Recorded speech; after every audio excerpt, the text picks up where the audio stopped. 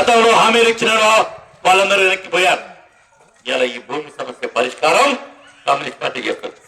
మంచినీటి సమస్య పరిష్కారానికి, శాశ్వత పరిష్కారానికి భగీరథ లైన్తో పాటు నిమ్మలగూడెంలో పవర్ పోల్ వేయించి మినీ వాటర్ స్కీమ్ మొదలు పెట్టాం. కోట్పల్లిలో పెడతాం. మరితండా, చింతలతండా లక్ష సాధించుకోబోతాం.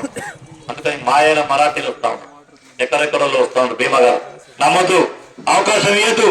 ఇవాళ రేపు గట్టి ఉండండి. ఎల్లుండి 5 గంటల వరకు ఒక్క ఓటు వదిలిపెట్టకుండా కంకికులను గెలిపియండి. మన ఎమ్మెల్యే సాంబశివరావు గారి నాయకత్వంలో మన గ్రామాలని అభివృద్ధి పంచుకుందాం. ఇవాళ లక్షదేవపల్లి ప్రజలు పెద్ద ఎత్తున సిపిఐ కోటేస్తూ ఉంటారు. ఎందుకు? మాకు మంచి జరగాలి. నిమ్మలగూడెం భారీ మెజార్టీ మీరు ఇవ్వాలి. మీకు ఆ చరిత్ర ఉన్నది, పోరాట చరిత్ర ఉన్నది, ఆత్మాభిమానం ఉన్న మన ఊరు మన నిమ్మలగూడెం. దాన్ని నిలబెట్టుకోవాలి. బొమ్మటిపల్లి మొత్తం మరికన్నా ఏకమయ్యారు.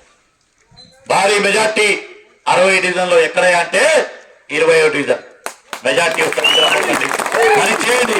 మీకు అండగా మన పార్టీ ఉంది, సాంసోగర్నుడు నేనున్నా, మన నాయకత్వం ఉంది. ఇవాళ నాయకులు కూడా మంచి మెజార్టీతో గెలుస్తాం. ఇది గెలుస్తా ఉన్నాం. నరసింహ సాగర్ ఫైట్ లోకి వచ్చింది.